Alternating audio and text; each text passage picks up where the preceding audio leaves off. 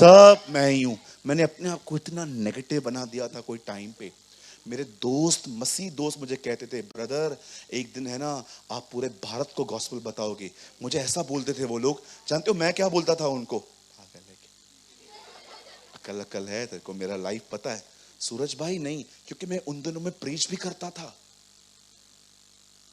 मैं प्रचार भी करता था, लोग आशीषित होते थे, शुद्ध पानी गंदे पाइप से निकलता था।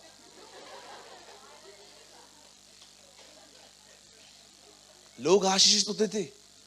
मैं कभी कभी वो वचन पढ़ता था ना जिसमें लिखा था उस दिन बहुत लोग कहेंगे तुमने मेरे नाम से दुष्ट आत्माएं निकाली, ये वो, पर मैं तुमसे कह दूंगा मैं तुम्हें नहीं जानता। मैं वो वचन पढ़ के मैं प्रभु को बोलता था तू मेरे को ऐसा कहेगा? क्योंकि मेरे को पूर्ण विश्वास था मैं नीचे रहूंगा। एक पास्टर ने प्रचार करते समय कहा कितने लोगों को विश्वास है तुम उठाए जाओगे? विश्वास करो मेरा हाथ नीचे था। वो मुझे देख रहे थे, तू भी रह जाएगा? मैंने कहा हाँ। तो फिर तेरी कलीसिया कैसे जाएगी? मैंने कहा वो लोग हो जो वो खुद जाने।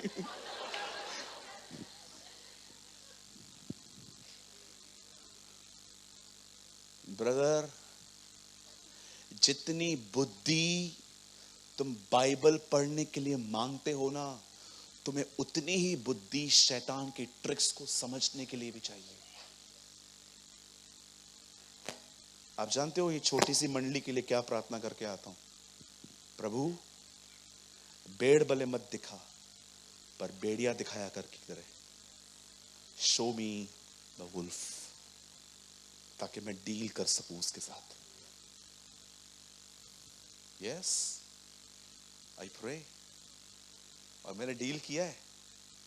मुझे आज भी पता है पीछे के रो में कोई समय था, एक लड़का बैठा हुआ था। मुझे प्रभु ने कहा ये एक लड़की के लिए आएगा। मैं यहां पर प्रचार कर रहा था और मैंने स्ट्रांगली प्रीच किया था। मीटिंग के बाद वो मुझसे मिलने आया। उसने कहा ब्रदर वो मेरी गर्लफ्रेंड है, आप प्रेयर करो ना वो मुझे मिल जाए।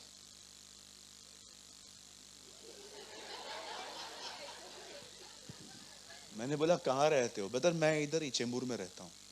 अच्छा आओ दुआ करते, आओ आओ सब खत्म करवाता हूँ, आज ही आओ।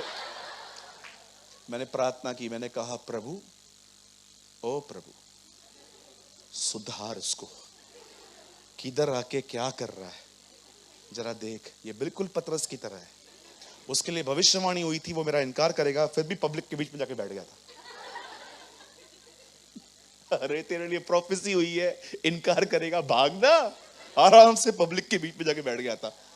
तू भी था ना? नहीं नहीं, अरे तेरे लिए भविष्यवाणी हुई है, भागना। फिर आके पब्लिकली बैठ गया, देख रहा है सब क्या हो रहा है। ये भी था, मैं नहीं था। अरे तेरे लिए भविष्यवाणी हुआ है, भागना। आराम से भविष्यवाणी के बाद भी पब्लिक के बीच में जाके बैठ गए। इसे कहते हैं सही गलत समय पे गलत जगह पर। आपके लिए प्रोफेसी हुई है ना, तो आप इधर क्यों बैठे हो? भागो ना। उसको बोलता है, प्रभु बोलता है 3 बार इनकार करेगा लोगों के सामने मेरा। उसके बाद भी लोगों के बीच में मस्त बैठ गया, आंगन में जाके बैठ गया था। हाथ सेक रहा था, हाथ सेक रहा था। किसी ने उसको कहा, ये भी था। मैं नहीं था। फिर वापस आया, फिर बैठ गया, फिर बैठ गया। हम जानते हैं तू भी गलीली है, उसके साथ था। मैंने बोला ना मैं नहीं था, मैं जा रहा हूं। अरे तेरे लिए बोला है उसने, तू मेरा इनकार करेगा, तू उधर क्यों बैठा है जाके? मैं हमेशा बोलता हूं व्यभिचार से लड़ो मत, भागो। उसके बाद भी अगर आप कॉलेज के सामने खड़े रह जाओगे, लड़कियां वहां से गुजर रही हैं, प्रभु ने कहा है भाग, आप बोलते हो नहीं मैं नहीं भागेगा, लड़की आएगी मैं अपना ध्यान भटकेगा। और जैसे लड़की आई, परमेश्वर पिता मैं दुआ करता हूं यीशु मसीह के नाम से, प्रभु तू अनुग्रहकारी है, प्रभु तू दयालु है, बड़ा विलंब से ओ रा बा शाखा रांदा रा बा बा बा। अरे मूर्ख भाग, जवानी की अभिलाषाओं से भाग, लड़ मत। कोई लड़की तेरे को लिख के भेजती है हाय, उसको बोल बाय। कौन हो आप? मैसेज क्यों किया? पढ़ के भी रिप्लाई क्यों नहीं कर रहे हो? तेरा क्या काम है? काय को 3-3 बार पूछता है उससे? प्रॉब्लम तो तेरे अंदर है। तू क्यों जानना चाहता है तेरे कौन है वो? और आप किसी हीरोइन का फोटो डीपी पे लगा के मैसेज कर दो, पागल हो जाते। अरे पता नहीं कौन है हूर, अरे मैसेज किया, रात भर ऑनलाइन देखता रहेगा, रात भर, सुबह उठेगा पहले देखेगा रिप्लाई क्यों नहीं किया। शैतान तुम्हारी वासना भड़का रहा है।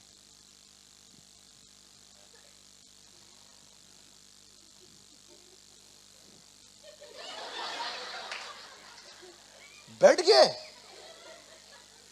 गए आराम से, उसके लिए भविष्यवाणी हुई है, आराम से बैठ गए। अरे लेके आग लेके,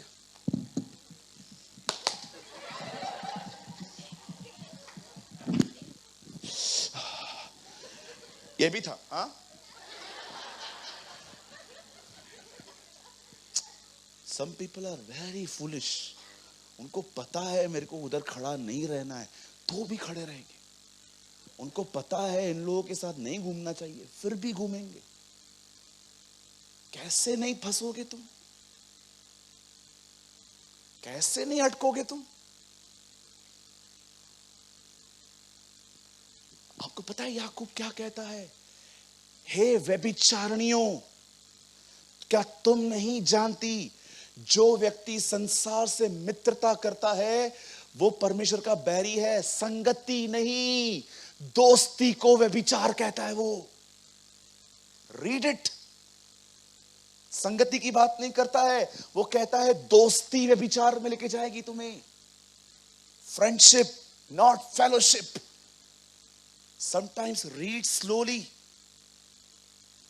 क्या जो आत्मा तुम्हें उसने अपने अंदर दिया, क्या वो ऐसी चाह रखता है जिसका प्रतिफल खतरनाक है और डाह है?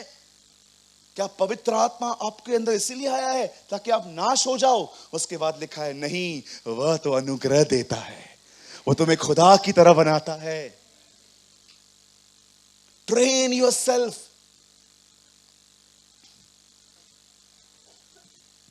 दो सिंहासन है बाइबल के अंदर। एक सिंहासन है यहोवा परमेश्वर का, जिसे हम कहते हैं न्याय का सिंहासन। दूसरा सिंहासन है यीशु मसीह का, जिसे हम कहते हैं अनुग्रह का सिंहासन। यहोवा परमेश्वर न्याय के सिंहासन पर बैठता है, यीशु मसीह उसके दाहिनी और अनुग्रह के सिंहासन के पास बैठता है। पवित्र आत्मा का कोई सिंहासन नहीं है, मनुष्य पवित्र आत्मा का सिंहासन है। कहिए मैं पवित्र आत्मा का सिंहासन हूं। ओह प्रेज द लॉर्ड, हालेलुया। वहां पर पवित्र आत्मा 7 दीपकों में दिखाई देता है। ओह वो आप उसका सिंहासन हो, वो आप में बसता है। अब देखो यहां पर क्या लिखा है, इसीलिए आओ। कहिए आओ। क्या कहा था प्रभु ने पतरस को? आओ नहीं, आ। जब वो लोग झील के उस पार जा रहे थे, क्या कहा गया? जब भी परमेश्वर वचन में कहता है आओ, इसका मतलब वो आपको बुला रहा है। कम, आजा, हम रिलेशनशिप रखें, हम बात करें।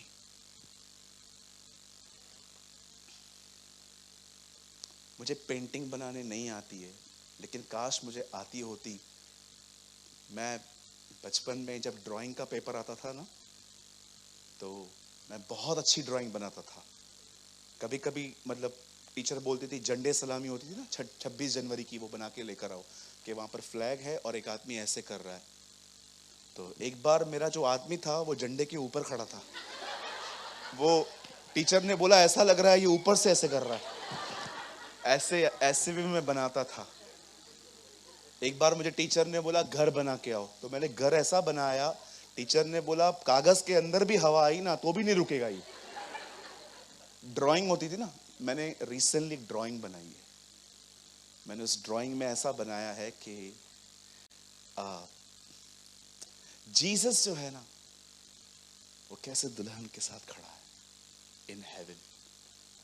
अभी मैंने उसको स्टार्ट किया है, 30-40% वो पास हुआ है। खुदा ने अगर चाहा तो मैं जल्दी से आपको बनाऊंगा। और मैंने वो प्रीचिंग के लिए बनाया है। मैंने ना हेवन का नक्शा भी बनाया है। मैं आने वाले दिनों में आपको दिखाऊंगा हेवन कैसा है। पढ़ पढ़ के कैसे परमेश्वर वहां है। उसके सामने 7 दीपक हैं, उसके पीछे रंग बिरंगी वाइट में से निकलते हैं, उसके सामने कांच का समुंदर है, 4 प्राणी हैं जिनके बदन पे आंखें ही आंखें हैं, और बिल्कुल यहाँ पर 12 अपने मुकुट उतार के उसके सामने कैसे पड़े हुए हैं, वे अति प्राचीन और स्वर्गदूत। आप जानते हैं, यहां देखिए बाइबल बताती है, आओ आओ मेरे पास आओ, अनुग्रह के सिंहासन के समीप आओ। मैं तुम्हें न्याय के लिए नहीं बुला रहा हूं, मैं तुम्हें अनुग्रह पाने के लिए बुला रहा हूं। आओ, कम, लेट अस कम। अच्छा, अगर आप रोज उसके पास जाओगे, जानते हो होगा क्या? वो आपको जानेगा, आप उसको जान लोगे। अब आपका ये सवाल होगा, ब्रदर क्या बात कर रहे हो? खुदा हमको नहीं जानता, पूरी तरह से जानता है, लेकिन ये जो पहचान है ना, ये अलग है। क्या परमेश्वर याकूब को नहीं जानता था? फिर क्यों पूछता है तेरा नाम क्या है? कुछ चीजें वो जानने के बाद भी तुम्हारे मुंह से सुनना चाहता है। क्या वो नहीं जानता था केन ने हाबिल को मारा है? फिर क्यों आके पूछता है हाबिल कहां है?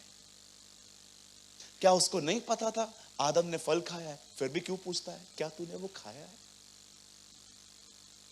जब आप परमेश्वर के पास रोज जाते हो ना और उससे बात करते हो, आप उससे अपना सब बताते रहते हो, आपको पता है वहां पर एक संबंध बनता है।